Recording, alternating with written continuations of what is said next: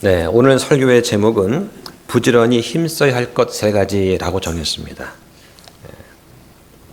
구원받았다라고 말을 하는 어떤 사람들 중에는 이러한 생각을 가진 그런 사람들이 있어요. 어떤 사람들은 나는 구원받았으니까 나는 심판석의 보상 같은 건 필요 없어.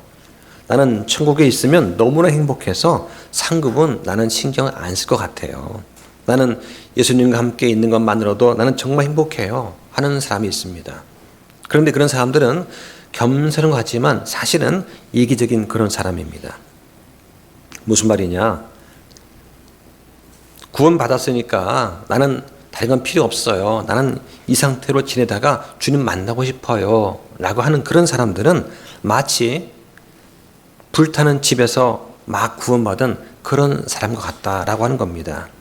나는 구원받았습니다. 구출받았어요. 그런데 아직 집에는 구출받지 못한 가족이 남아있다는 거예요. 그리고 그 상태로 가족들이 사망한다면 어떻게 되겠습니까? 하는 거예요. 나는 살았으니까 됐다. 이렇게 만족하겠습니까? 하는 거죠. 또 어떤 사람들이었습니다.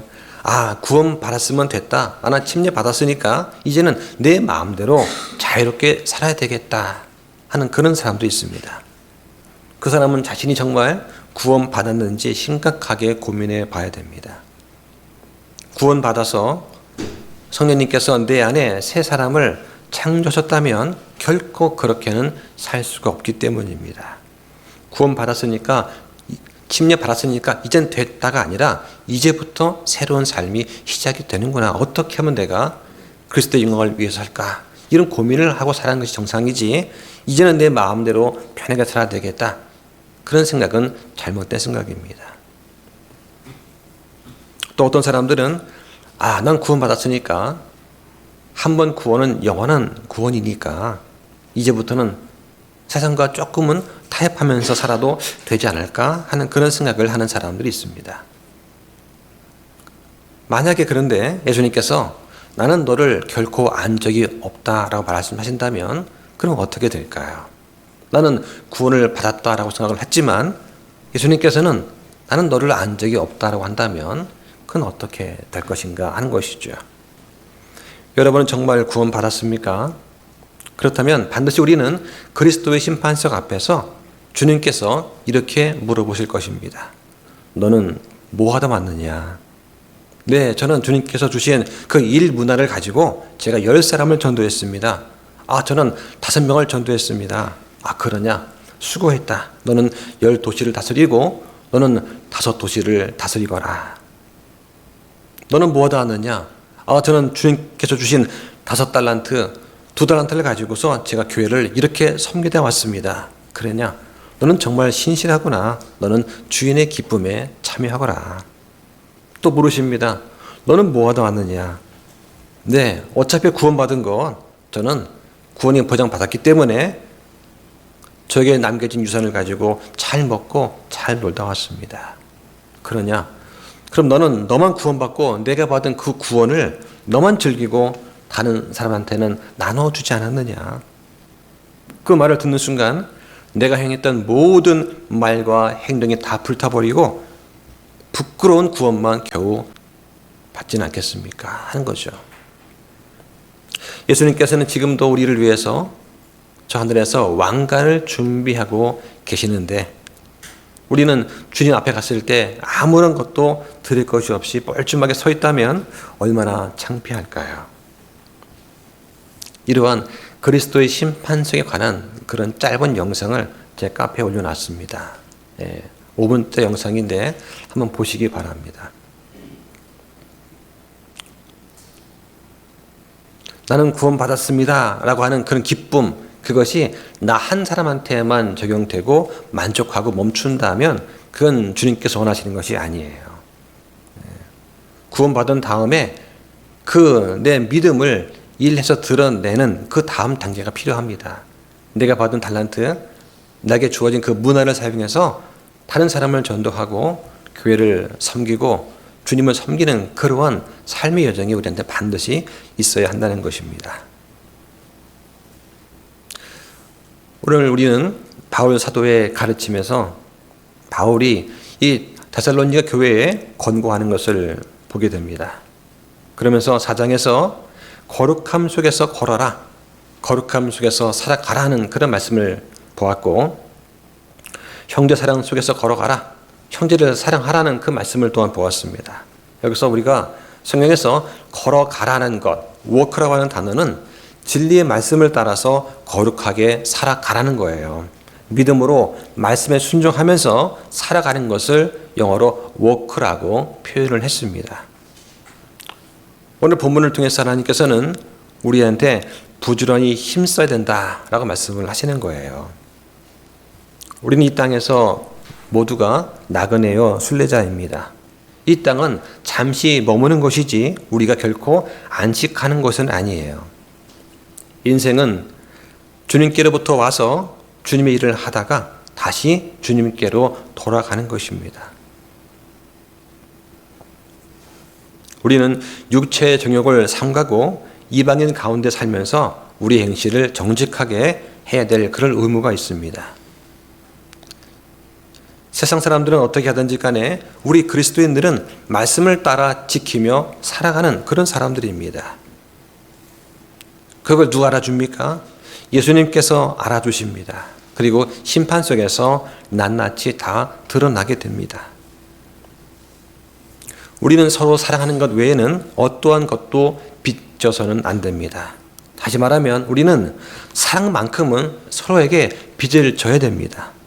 다른 사람이 나에게 진 그 사랑의 빚을 갚을 수 없을 만큼 우리는 서로 사랑해야 됩니다. 저 형제가 나에게 베푼 사랑을 내가 다 갚지 못하겠네. 야, 이거 어쩌면 좋지. 나도 다른 형제한테 내가 받은 것 이상으로 베풀어야 됐다. 이런 마음을 가지고 살아가라고 하는 것입니다. 이렇게 서로한테 우리는 사랑을 넘치게 베풀어야 됩니다. 다른 형제가, 다른 자매가 그 사랑을 갚을 수 없을 정도로 베풀어야 됩니다. 이것을 위해서 부지런히 힘써야 된다라고 오늘 본문에서 말씀을 합니다. 오늘 본문 11절 보세요. 또 우리가 너희에게 명령한 것 같이 너희는 조용히 지내며 너희 일을 하고 너희 손으로 일하기를 힘쓰라 하고 말합니다. 이 구절을 영어 성경에 보면은 study라는 단어가 나와요. 거기 주부에 제가 적어놨는데요. 자, 주부에 보면은 거기에 영어를 적어놨습니다. And that ye study to be quiet. study가 나오죠? 이 study가 뭘까요? 이 공부라는 뜻일까요? 자, 그런데 뒤에 또 뭐가 나옵니까? and 한 다음에 가로치고 중복되는 말에 생략되어 있습니다. study가 또 들어갑니다. study to do your own business. 너 자신의 일을 하기를 힘써라. 그리고 또 가로가 숨어 있어요. study to work with your own hands. 너 자신의 손으로 직접 일하기를 힘쓰라고 하는 거예요. As we commanded you. 우리가 명령한 것 같이 사도를 통해서 하나님께 주신 그 말씀, 그 명령대로 우리는 힘써야 됩니다. 근데 여기 힘쓰는 단어가 study라고 되어 있어요. 이 study라는 단어가 영어 성경에 3번 나옵니다. 어떤 것을 열심히 하거나 진지한 상태를 말해요. 그래서 노력한다, 공부한다 뜻도 됩니다. 전도서 12장 12절에 보면 내 아들아 또한 이 말씀들에 의거하여 권고를 받으라. 많은 책을 짓는 것은 끝이 없고 많이 공부하는 것은 육체를 피곤하게 하느니라. 이때 스터디가 사용되었습니다. 디모데후서 2장 15절에 너는 진리의 말씀을 바르게 나누어 너 자신을 하나님께 인정받은 자로 부끄러울 것이 없는 일꾼으로 나타내도록 연구하라. 이때도 스터디가 사용되었어요.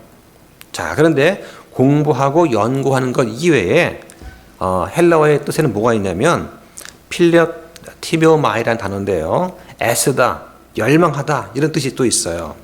그래서 자, 한번 보겠습니다. 로마서 15장 20절 보시죠. 참으로 이렇게 내가 복음을 선포하려고 애써왔으나 그리스도의 이름을 부르는 곳에서는 하지 아니하였으니 이것은 내가 다른 사람의 기초 위에 건축하지 아니하려 함이라. 여기 보니까 애써왔다, 애쓰다라는 단어가 영어 성경에 보면 스트라이브라고 되어 있어요. 단어는 스터디는 아니지만 헬라어는 같은 단어입니다. 그러니까 여기서는 필로티메오마이라는 그 단어가 애쓰다, 스트라이브는 단어로 사용이 된 거예요. 예. 자, 또 뭐가 있냐면 고린도후서 5장 9절에 보면 그러므로 우리는 함께 있든지 떨어져 있든지 그분께서 받아주시는 자가 되려고 수고하노라. 이 수고한다는 단어가 영어로 레이버인데 역시 헬라어는 같은 단어예요. 예, 스터디와 같은 단어입니다. 그래서 수고하다, 애쓰다, 열망하다 이런 뜻이 있는 그런 단어입니다. 자, 그래서 오늘은 이 세 가지 특정한 영역에서 바울은 어떻게 부지런히 힘써야 되는가 하는 부분을 지금 말하려고 하는 거예요. 첫 번째 뭡니까? 조용한 삶을 살기 위해서 힘쓰라고 하는 겁니다. 자, 우리가 스터디라는 단어를 갖다가 힘쓰다, 애쓰다, 열망하다 라고 말을 하면서 여기 보니까 조용한 삶을 살기 위해서 힘쓰라고 하는 거예요. 자, 이건 말이 좀 맞지 않는 거 아니냐. 조용히 지내라 하는 그 말과 힘써라, 애쓰라는 말은 조금 어떻게 보면은 안 맞는 말처럼 느껴져요. 여기서 조용히 지내라는 그 말은 마음에 동요가 없는 고요함, 평안함을 말하는 것입니다. 네. 아프리카의 대초원을 한번 상상해 보시면 될 것 같아요. 네. 그러니까 제주도에 가시면 유채꽃 밭이 유명하지 않습니까? 예. 눈을 딱 감았다 뜨면은 유채꽃 밭이 활짝 핀 저 지평선 끝까지 펼쳐지는 걸 보면 마음이 참 평안합니다. 이게 바로 평안함이죠. 이게 조용히 지낸다의 그 뜻의 의미예요. 자, 그런데 문제는 뭡니까? 조용하고 평안한 삶을 살려면 우리는 정말 마음속에 열망을 가지고 부지런히 노력을 해야 되는 거예요.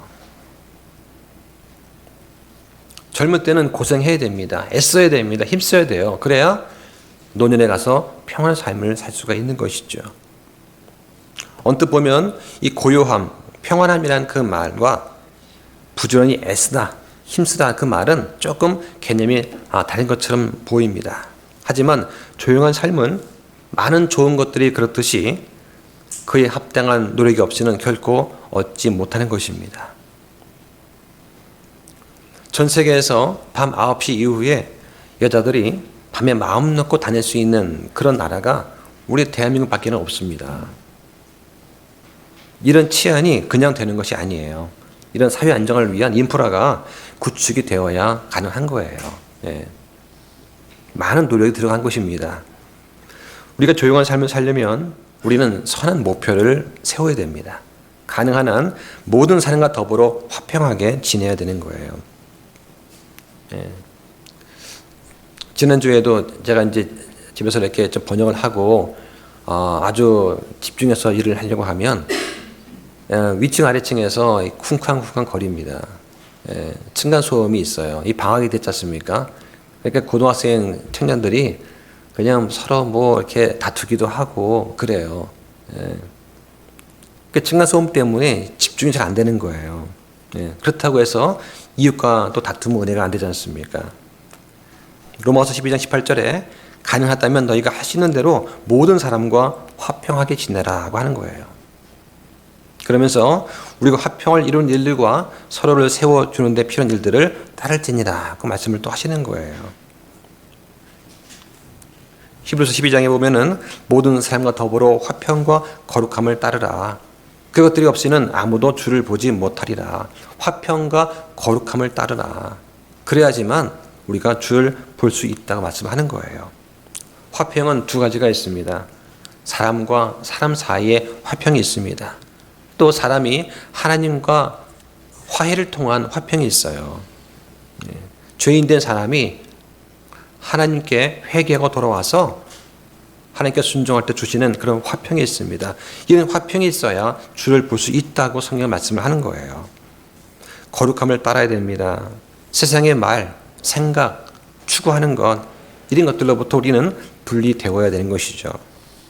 이걸 위해서 우리는 부지런히 기도를 해야 됩니다. 한번 보겠습니다. 디모데전서 2장 1절 보시죠. 그러므로 내가 권면하노니 무엇보다 먼저 모든 사람을 위해 간구와 기도와 중보와 감사를 드리고 여기 보니까 간구와 기도와 중보와 감사 이 모두가 다 기도하는 거예요. 예. 다 기도 형태입니다. 그 2절에 보니까 왕들과 권위를 가진 모든 자들을 위해서도 그리하라. 이것은 우리가 전적으로 하나님을 따르며 정직한 가운데 조용하고 평화로운 삶을 살려 함이라고 합니다. 우리가 지난주에 믿음 선포식을 했습니다. 우리가 정부를 위해서 기도를 했어요. 왜 우리가 정부를 위해서 기도를 합니까? 우리가 평안한 가운데 믿음 생활이 보장되기 위해서 정부를 위해서 기도를 하는 거예요. 사회가 안정이 되고 정치가 안정이 되는 거, 이게 그냥 됩니까? 그렇지 않습니다. 많은 노력이 필요한 것입니다. 많은 기도가 있어야 가능한 거예요. 그래서 우리가 정부를 위해 기도를 하고 우리가 조용하고 평화로운 그런 믿음 생활을 할 수 있게 되는 것입니다. 그럼 우리가 어떻게 하면 조용하고 이 평화로운 삶을 누릴 수 있는 그 가능성이 높을까요? 성경은 분명하게 말씀합니다. 먼저 하나님의 왕국과 그분의 의를 구하라고 하세요. 한번 보겠습니다. 마태복음 6장 33절 보시죠. 오히려 너희는 첫째로 하나님의 왕국과 그분의 의를 구하라. 그러면 그분께서 이 모든 것을 너희에게 더하시리라 하시는 거예요. 이 왕국은 하나님의 통치를 의미합니다. 하나님의 왕국 그 안에는 의가 있어요. 사람의 본분은 하나님의 의를 추구하는 것입니다. 바울이 이렇게 말을 합니다. 율법에서 난 내 자신의 의가 아니라 그리스도의 믿음을 통한 의, 곧 믿음으로 말미암아 하나님에게서 난 의를 소유한 채 그분 안에서 발견되려 함이라 그 말씀을 하는 거예요. 우리가 하나님의 의를 구하려면 우선순위를 잘 정해야 됩니다. 어떤 의사결정을 할 때 이것이 하나님의 뜻에 어긋나지 않는가 먼저 점검해 보아야 됩니다. 그러지 않고 내 뜻대로 내 욕심대로 내 유익을 위해서 일단 일을 벌려놓고 나서 주님 이거 어떻게 하죠? 도와주십시오. 일단 일을 저질러 놓고 나서 이 일이 잘 되기 원합니다. 이런 기도하는 것은 순서가 잘못된 것이죠. 근데 우리는 그럴 때가 너무나 많지 않습니까? 예. 급하고 바쁠 때일수록 잠깐 멈추고 주님의 음성을 좀 기도를 하며 들어야 되는데 우리가 성경에 나타난 아버지 뜻을 무시한 채 내 욕심대로 내 생각대로 일을 다 저질러 놓고 나서 아버지가 어떻게 해요? 하고 다리 붙잡고 막 울고불고 기도한다고 해서 그것이 되겠느냐 하는 말이죠. 우리는 하나님의 의를 구하는 데 있어서 많은 방해 요소가 있을 때 그것도 우리는 제거할 수 있어야 됩니다. 내가 조금만 타협하면 더 이게 될 텐데 그럴 때 있습니다. 예. 제가 특정 직업을 비하는 것이 아니라 그리스도인들이 별로 비추천하는 직업들이 있어요. 예. 그 중에 하나가 부동산 중개하는 일입니다. 집을 사고 팔 때 부동산 중개업자가 모르고 할 때는 어쩔 수 없어요. 근데 알 수가 있습니다. 저 아파트, 저 집에 하자가 있다는 걸 내가 알아요. 몇 년 전부터 저 아파트 그 전체가 저 동에는 개미들이 들끓어가지고 온 아파트 단지가 그냥 개미 때문에 1년 내내 고생한다는 걸 뻔히 알고 있는데 불구하고 이 아파트 값 얼마죠? 라고 물었을 때 다른 아파트 똑같은 시세를 대면서 이 아파트 얼마입니다. 얼마면 살 수 있어요. 근데 묻죠. 혹시 이 아파트에 하자가 없나요? 난 알죠. 그 집 개미가 들끓습니다. 개미는 못 잡아요. 예. 그런데 저 아파트 금이 가 있다는 거 내가 들어서 알고 있거든요. 근데 그걸 알면서도 숨기고 또 집주인이 이거 말하지 말아달라고 부탁을 했을 때 내가 숨길 수 있죠. 왜? 일이 성사가 돼야 제가 돈을 버니까. 그런 일들이 많다고 합니다. 그냥 한번 눈 감으면 목돈 들어오는데 고민이죠. 오히려 사실을 알려주고 정직하게 값을 흥정하는 게 맞는 일입니다. 이것이 말씀 비추어서 또 하나님의 성품에 맞는 그런 것이죠. 내 양심에 위배되는 일을 요구한다면 거절할 수 있어야 됩니다. 그래서 이러한 일들이 그리스도인이 갖기 무척 어려운 그런 직업 중에 하나라고 보통 말을 합니다. 자, 어떻게 하면 조용하고 평안한 삶을 누릴 수 있을까? 두 번째는 그리스도 안에서 만족을 배우는 거예요. 한번 찾아보겠습니다. 빌립보서 4장 11절 보시죠. 내가 궁핍해서 이런 말을 하는 것이 아니니라. 내가 어떤 처지에 있든지 거기에 만족하는 것을 내가 배웠노라. 자, 여기 만족이라는 단어가 나옵니다. 이 만족은 하나님께로부터 오는 만족이에요. 내가 적당한 선에서 타협해서 오는 만족이 아니라 하나님이 주시는 그 만족입니다. 12절에 보니까 내가 비천한 데 거하는 것도 알고 풍부한 데 거하는 것도 알아서 어디서나 모든 일 가운데서 배부르게 지내는 것과 배고프게 지내는 것, 풍부하게 지내는 것과 궁핍하게 지내는 것을 다 배웠노라. 자, 13절 하겠습니다. 시작. 나를 강하게 하시는 그리스도를 통해 내가 모든 것을 할 수 있느니라. 이 말씀을 많은 사람들이 많이 오용을 하고 있습니다. 내가 하고 싶은 일을 정해놓고 그것이 주님 보시기가 어떤지 생각도 하지 않고 이게 주실 줄 믿습니다 하면서 그리스도를 통해서 내가 모든 걸 할 수 있습니다. 그런 경우가 있어요. 여기서의 모든 것은 그런 것이 아닙니다. 내가 하고 싶은 것이 아니라 주님과 교회를 섬기는 데 필요한 그 모든 것을 말하는 거예요. 하나님 보시기에 옳은 것, 하나님 보시기에 합당한 것을 내가 구할 때 마땅히 주실 거라고 믿고 구할 때 모든 것을 내가 할 수 있다. 부족하지만 부족한 가운데서도 내가 주님과 교회를 섬기는 일을 내가 할 수 있습니다 라고 하는 그런 뜻이에요. 자, 하나 더 보겠습니다. 디모데전서 6장 6절부터 8절까지 보시죠. 디모데전서 6장 6절부터 8절. 6장 6절에 보니까 그러나 만족하면서 하나님을 따르는 것은 큰 이득이니 라고 되어 있습니다. 여기 보니까 만족하면서가 나와요. 그 만족하면서 앞에는 가로쳐서 이런 말을 넣을 수가 있을 거예요.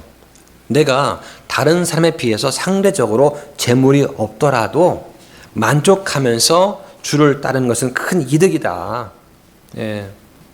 주님께서 부르실 때, 주님, 제가 이것만 마치면 제가 따라가겠습니다. 주님, 제가 이 사업만 잘 성공되면은 제가 크게 주를 섬기겠습니다. 주님, 제가 이거 졸업만 하면은 제가 주를 위해서 제가 이런 저런 일을 하겠습니다. 그럴 때 우리는 너무 많은 거예요. 재물이 없고 시간이 좀 부족하더라도 건강이 좀 안 되더라도 만족하면서 주를 따르는 것이 큰 이득이 됩니다. 7절에 이는 우리가 이 세상에 아무것도 가지고 오지 아니었으므로 아무것도 가지고 갈 수 없음이 확실하기 때문이라. 주님께서 주신 거 가지고 주를 섬기고 교회를 섬기고 형제 자매를 섬기면서 열심히 마음껏 일을 하다가 가는 것이 마땅하죠. 자녀한테 뭐 얼굴에 남겨주려고요. 그 자녀들은 그 자녀가 또 일해서 주님께서 주시는 복을 받고 그걸 가지고 또 섬겨야 될 그런 책임이 있는 것이죠. 왜 부모가 자식한테 얼마큼 남겨주기 위해서 그 많은 돈을 쓸어 모으려고 그렇게 아둥바둥 되냐. 8절에 먹을 것과 입을 것이 있으면 우리가 그것으로 만족할 것이니라. 여러분은 먹을 것과 입을 것이 있으면 그걸로 만족할 수 있으십니까? 과연 그럴 분들 얼마나 계실까요? 이것도 좀 있어야 되고 저것도 좀 있어야 하지 않겠냐? 그러지 않습니까? 그러면 그리스도인들은 무조건 가난해야 되느냐? 그렇지는 않습니다. 모두 가난하면 어떻게 교회가 운영이 되겠습니까? 하나님의 은혜로 많은 재물을 얻는 분도 계셔야 돼요. 그런 분들 가운데 성령이 주신 그런 선물, 그 은사를 사용해서 교회를 함께 세워나가는 것도 큰 유익이 되는 것입니다. 그러나 남들과 비교해서 상대적으로 나한테 재물이 부족해도 건강이 좀 부족해도 시간이 좀 부족해도 만족하면서 주를 따르는 것이 큰 이득이다라고 말을 하는 거예요. 이 말씀이 아멘 하십니까? 우리는 아멘 할 수 있어야 됩니다. 조용하고 평화로운 삶을 누리기 위해서 필요한 세 번째는 기도함으로 우리의 불안을 극복하는 것입니다. 한번 보시죠. 빌립보서 4장 6절과 7절 보겠습니다. 아무것도 염려하지 말고 오직 모든 일에 기도와 간구로 너희가 요청할 것들을 감사와 더불어 하나님께 알리라. 그리하면 모든 이해를 뛰어넘는 하나님의 화평이 그리스도 예수님을 통해 너희 마음과 생각을 지키시리라. 자, 염려하지 말고 감사 더불어 알리라. 왜 감사합니까? 이미 주신 것으로 믿고 주신 것으로 알고 감사할 수 있어야 된다는 얘기죠. 그래서 우리가 기도할 때 감사가 가장 중요한 거예요. 우리 기도할 때는 이걸 주실 줄 믿고 기도하는 겁니다. 또 이미 주신 것을 우리가 알고 기도하는 거예요. 그러니까 감사를 할 수밖에 없는 거예요. 그러면 너희 마음과 생각을 지키시리라. 어떤 마음, 어떤 생각일까요? 우리가 믿음으로 구원을 얻어서 죽음이라는 그 공포에서 벗어나는 거예요. 죽음 두렵습니다. 마귀가 사람을 흔드는 가장 큰 무기가 죽음이에요. 누구든지 죽음 앞에 서면 벌벌 떨게 되어 있습니다. 내가 지금까지 잘 살아왔던가? 내가 정말 믿음을 가지고 있었던가? 난 구원받았는가? 그렇게 많은 설교를 하고 많은 성도를 전도를 하고 했던 그런 목사들도 주 앞에 서면 다시 보게 되는 거예요. 아, 내가 정말 내 믿음이 바른 믿음이었던가? 한 번쯤은 누구나 생각하게 됩니다. 그런데 이런 죽음의 공포에서 벗어나게 되는 겁니다. 무엇이? 하나님의 화평이 주시는 거예요. 또 하나 뭐냐? 그리스도를 통해서 하나님과 우리가 화해를 하면서 우리가 죄의 형벌에서 벗어나는 것입니다. 그때 주시는 화평이 있는 거예요. 칭의를 통한 화평이 우리 안에 있는 것입니다. 또 하나 뭐냐? 날마다 우리가 살 때 내 욕심이 아니라 성령께서 주시는 성령의 욕심, 성령의 소욕대로 살아가는 것을 말하는 거예요. 조용한 삶을 살기 원하는 우리도 부지런히 힘써야 그런 삶을 살 수가 있습니다. 두 번째는 우리한테 말씀하십니다. 우리 자신의 일에 힘쓰라고 말씀하는 거예요. 우리 자신의 일에 힘쓰라. 우리는 사랑하는 사람에 대해서 많은 관심과 걱정을 합니다. 그래서 우리는 서로를 돌아보아야 됩니다. 빌립보서 2장 4절에 각 사람이 자기 일만 돌아보지 말고 각 사람이 남의 일들도 돌아보라고 말씀하는 거예요. 그래야지만 다른 사람을 이해할 수가 있습니다. 상대를 이해하지 못하고 어떻게 돕거나 사랑할 수 있겠습니까? 또 성경은 서로 남의 짐들을 지라고 하세요. 갈라디아서 6장 1절에 보면 형제들아 만약 어떤 사람이 잘못에 빠지거든 영적인 너희는 온유의 영으로 그러한 자를 바로 세워주고 너 자신을 주의 깊게 살펴보아 너도 힘에 들지 않게 하라. 너희는 서로 남의 짐들을 지라. 그리하여 그리스도의 법을 성취하라고 말씀하시는 거예요. 남의 짐을 지라는 그 말, 저 형제가 저 자매가 지고 있는 저 무거운 짐을 마치 내 짐인 것처럼 여기라는 거예요. 내가 좀 나누어서 대신 짊어져야 되겠다라고 생각하라는 것입니다.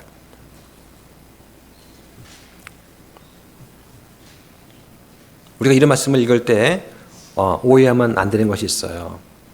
우리 옆에 있는 잘못한 형제, 옆에 있는 잘못된 자매를 내가 책망하거나 고면하면 안 된다는 그런 의미로 잘못 해석하면 안 됩니다. 형제를 사랑하되 넘치도록 사랑한다는 그 말이 잘못하고 있는데 불구하고 그것을 묵인하거나 덮어주는 건 사랑이 아니다. 한번 보겠습니다. 야고보서 5장 19절 보시죠. 형제들아 너희 중에 어떤 사람이 진리에서 떠나 잘못을 범하는데 누가 그를 돌아서게 하면 그 죄인을 그의 길에 잘못해서 돌아서게 하는 자가 한 혼을 사망에서 구원하며 허다한 죄를 덮을 것임을 그가 알게 할지니라. 자, 초대교회 당시에는 그리스도를 영접한 이후에도 다시 유대교로 또 이교도로 돌아가는 그런 사람들이 많았습니다. 지금도 마찬가지입니다. 복음을 듣고 침례를 받았습니다. 믿음을 고백을 했어요. 그런데 친구나 가족 또는 직장 동료 이런 사람들이 회유를 또 합니다. 그러면 마음을 돌이켜서 다시 구약식 교회로 돌아가거나 심지어 이단 교회에 빠지는 그런 경우도 있어요. 올바른 교리를 찾아서 기존의 종교에서 나왔지만 그런데 우리 같은 이 신약교회가 바르다고는 하지만 시작한 지가 얼마 안 되고 부족한 게 많습니다. 자, 그런데 믿음이 확고하지 못하면 어떻게 됩니까? 나 이제 구원 받았으니까, 나 침례 받았으니까 이제 됐어. 나머지는 내가 좀 더 편하게, 좀 더 재미있게 살아보자. 구원 받았으면 됐지. 여기에 안주하면 안 되는데, 구원 받았으면 이제 다시 태어난 거예요. 이제 가는 아기입니다. 성장해야 되거든요. 성장하지 않는 거예요. 그냥 다른 사람 보살핌 받으면서 그 상태로 머물고 싶어 하는 거예요. 네. 이것을 성경은 지적하고 있는 거예요. 하나님 우리가 성장하기를 원하십니다. 그런데 친구나 가족, 동료들의 이런 권유, 어디 회유, 여기에 구태 내가 부딪히면서까지 내가 바른 교리를 지켜야 되겠나. 그런 마음이 사라지는 거, 이런 걸 보게 되는 것이 정말 안타까운 거예요. 바울은 다른 사람의 일에 간섭하는 것 외에는 할 일이 없는 바쁜 몸이 되지 말라 경고를 하고 있습니다. 초대교회에 그런 문제가 자주 있었어요. 한번 살펴보겠습니다. 자, 데살로니가 후서 3장 11절 보시죠. 자, 우리가 들으니 너희 가운데 질서 없이 걸으며 전혀 일하지 아니하고 참견하기만 좋아하는 어떤 자들이 있다는도다. 자, 12절 함께 읽습니다. 시작. 이제 그러한 자들에게 우리 주 예수 그리스도를 의지하여 명령하며 권면하노니 그들은 조용히 일하고 자기 빵을 먹을지니라 라고 하세요. 자, 초대교회에서도 바쁜 사람이 있었습니다. 자기 일을 해야 되는데 자기 일은 하지 않고 자꾸만 남의 일에 간섭하는 거예요. 네. 일주일 동안 열심히 일을 하고 주일날 주위 형제들을 보고 싶어서 자매를 보고 싶어 오면 얼마나 반갑습니까? 그래서 한 주 동안 내가 이런 일 때문에 힘들었는데 오니까 너무 좋아요. 막 얼싸안고 악수하고 이렇게 친하게 교제를 또 합니다. 그런데 아무런 일을 하지 않는 사람들은 일주일 내내 입이 근질근질한 거예요. 다른 사람은 어떻게 살지? 다른 사람은 지금 뭐하고 있지? 그게 정도를 지나치게 되면 필요한 걸 넘어서서 간섭이 되는 것이죠. 자신은 일하지 않으면서 남의 일에 참견하기만 좋아한다. 그건 그렇게 하면 안 되지. 전 저렇게 하면 안 돼. 참견만 한다는 얘기죠. 네. 실제로 자기가 그 일에 모범을 보이면 좋은데 그러지는 않으면서 말로만 참견한다는 거예요. 바울이 뭐라고 합니까? 조용히 일하고 자기 빵을 먹을지니라고 하는 거예요. 베드로 역시 남의 일에 참견하기를 좋아하는 그런 사람들을 살인자, 도둑과 함께 묶어서 이렇게 말을 했습니다. 너희 중 아무도 살인자나 도둑이나 악을 행하는 자나 남의 일에 참견하는 자로 권한받지 말라. 이렇게 말을 합니다. 남의 일에 참견하는 것을 살인하는 것, 도둑하는 것, 악을 행하는 것과 같은 선상에 놓고 베드로가 말을 했어요. 특히 내가 해야 될 그 일에 집중하지 않을 때 그런 위험이 닥칩니다. 이것 때문에 바울은 교회가 젊은 과부를 지원하는 것을 거부했어요. 한번 보겠습니다. 디모데전서 5장 11절 보시죠. 5장 11절부터 14절 내용에 보면은 이런 말씀이 있습니다. 그러나 젊은 과부들은 거절하라. 이는 그들이 그리스도를 대적하여 방탕에 빠지기 시작할 때에 결혼할 것이기 때문이다. 예, 젊은 과부들은 거절하라는 것이죠. 문제, 우리 같은 경우는 먹고 살기 힘드니까 남녀가 함께 다 일을 하지 않습니까? 근데 이 당시의 사안은 어떻습니까?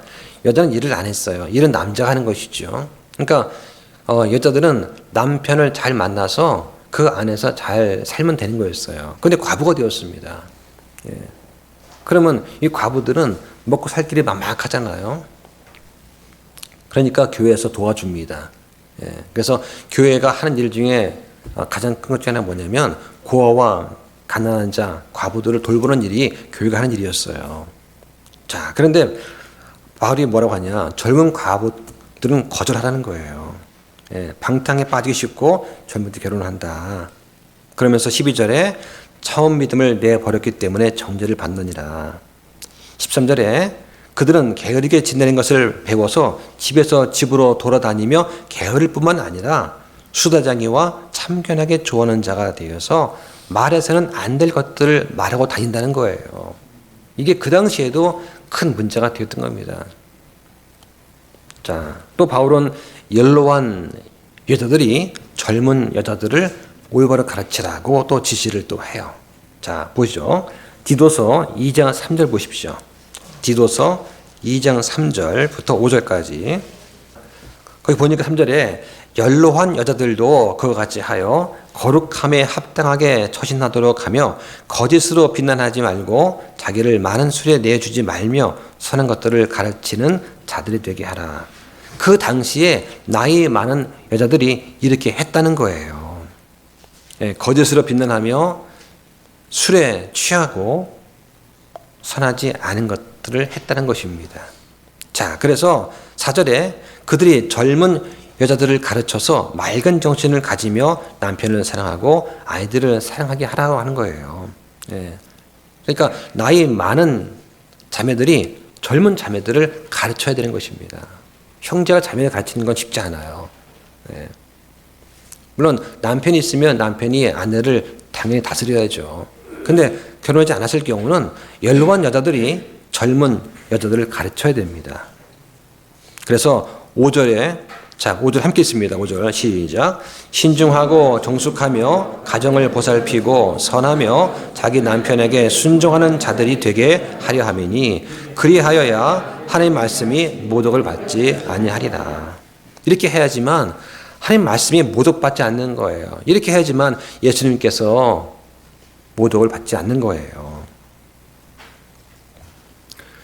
우리 삶과 교회에서 우리가 바라는 이 화평, 이 조용함은 형제 사랑에 대한 관심, 또 맡은 일에 바쁜 사람이 되는 것, 이 두 가지 사이에 적절한 균형과 구별을 해야 됩니다. 그러지 않으면 힘든 거예요. 우리가 부지런히 힘쓴다면 그런 구별을 잘 유지하는 데 분명히 도움이 될 것 같습니다. 자, 세 번째는 뭐냐? 우리 손으로 일하기를 힘쓰라고 말을 합니다. 이 명령을 주신 목적이 있어요. 첫째는 우리 가족을 부양하기 위한 것입니다. 자, 거기 보시면 디모데전서 5장 8절에 이런 말씀이 있습니다. 누가 자기 친족, 특히 자기 집 사람들을 부양하지 아니하면 그는 믿음을 부인한 자요 불신한 자보다 나쁜 자니라. 남자가 자기 가정을 돌보지 않으면 믿지 않는 자보다 훨씬 더 나쁘다고 성경은 말씀을 하는 거예요. 그래서 우리가 왜 우리 손으로 일하기를 힘써야 되느냐? 첫째는 가족을 부양하기 위한 것입니다. 자, 두 번째는 뭐냐? 불우한 사람을 돕기 위한 거예요. 자, 한번 보겠습니다. 에베소서 4장 28절 보시죠.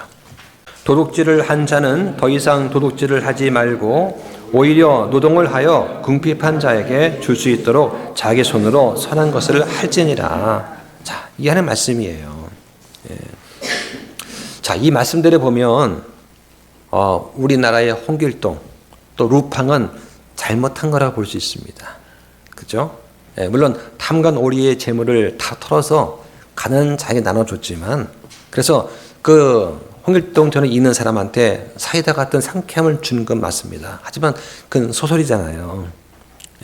우리한테 동해번쩍 서해번쩍 할 수 있는 홍길동 같은 능력이 없기 때문에 당연히 우리는 노동을 해서 도와줘야 됩니다. 부자를 털어서 가는 자를 주는 것이 아니에요. 그건 성경적인 것이 아닙니다. 사도행전에도 보면은 참으로 너희는 스스로 아는 바와 같이 이 두 손이 나와 또 나와 함께한 자들한테 필요한 것들을 공급하였느니라. 이렇게 말을 합니다. 바울 일행도 스스로 일을 해서 자기 필요한 것들을 공급을 했어요. 그래서 20장 35절에 보면 내가 너희에게 모든 것을 보여주되 너희가 마땅히 이렇게 수고하여 약한 자들을 지원해야 하며 또 주 예수님께서 하신 말씀들, 즉 주는 것이 받는 것보다 더 복되도다 하신 그분의 말씀을 기억해야 함을 보여주었노라고 하는 거예요.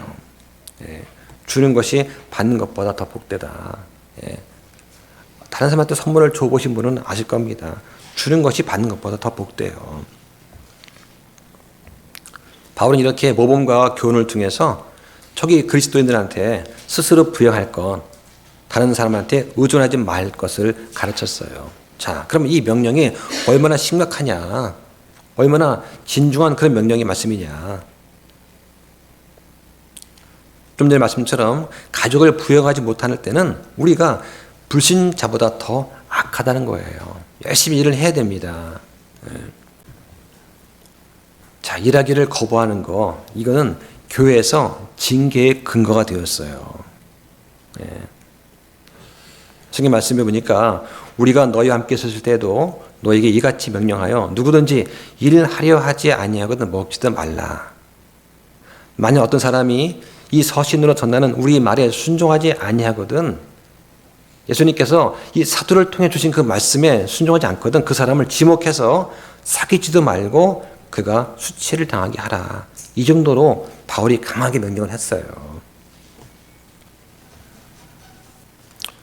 오늘 본 말씀을 통해서 주신 말씀이 있습니다.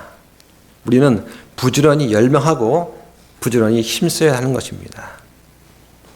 첫째는 우리가 화평한 가운데 조용하게 삶을 살기 위해서 힘써야 됩니다. 그리스도인들은 어떻게 조용히 살 수 있는가, 어떻게 평안한 그런 믿음 생활할 수 있는가 배워야 됩니다. 우리 안에 이런 고요함을 가지고 타인을 향해서 조용히 대하는 것도 배워야 됩니다. 그리스도인들은 섬세하고 부드럽고 평화롭고 점잖은 성품, 즉 다툼이나 논쟁이나 분열을 초래하지 않는 그런 성품을 배워야 됩니다. 왜냐하면 사탄이 우리를 자꾸 자극을 하고 우리 마음을 격동시키려고 분주하게 움직이기 때문이에요. 우리 마음속에 사탄이 속삭여 합니다. 야, 너 남자 아니야? 야, 너가 이런 대우 받고도 네가 참을 수 있어? 부추기죠.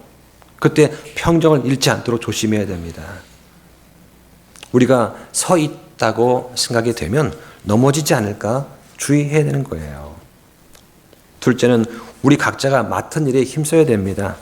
우리가 분수 넘게 다른 사람 일에 참견하면 쓸데없는 그 불안에 우리 자신을 노출시키는 것입니다. 다른 사람 일에 우리가 참견하려고 분주한 그런 사람들은 일반적으로 자기 마음속에 평안이 없는 사람들입니다. 그들은 이웃에게 커다란 분쟁의 원인이 되기도 하는 거예요. 내가 맡은 일이 아닌 남의 일에 참견하고 간섭하지 말아야 됩니다. 만약에 교회 내에서 어떤 사람이 일을 하는데 저 사람 일 잘 못한다, 좀 부족하다 싶으면 그 일을 맡은 분한테 조언을 하고 도와주시면 됩니다. 조언과 간섭은 다른 거예요. 근데 내가 저 사람보다 일을 더 잘할 수 있다 생각이 되면 그럼 저한테 말씀을 하세요. 그럼 제가 일할 기회를 드리겠습니다.